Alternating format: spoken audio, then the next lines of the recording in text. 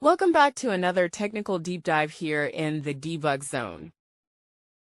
Today we're tackling a big question and breaking it down with insights from other users. Hopefully this clears up some misconceptions and helps you get the answer you need.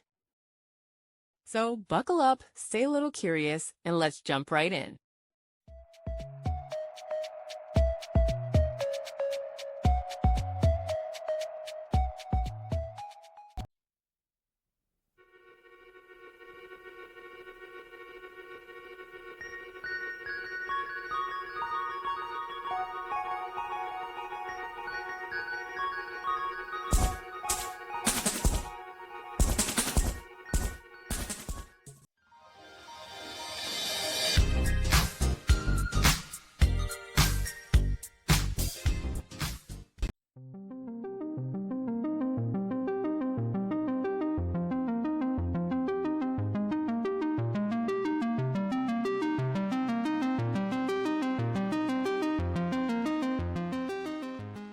And that's a wrap.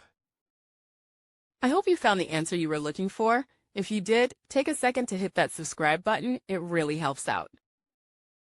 And let me know in the comments which solution worked best for you. See you next time in the debug zone.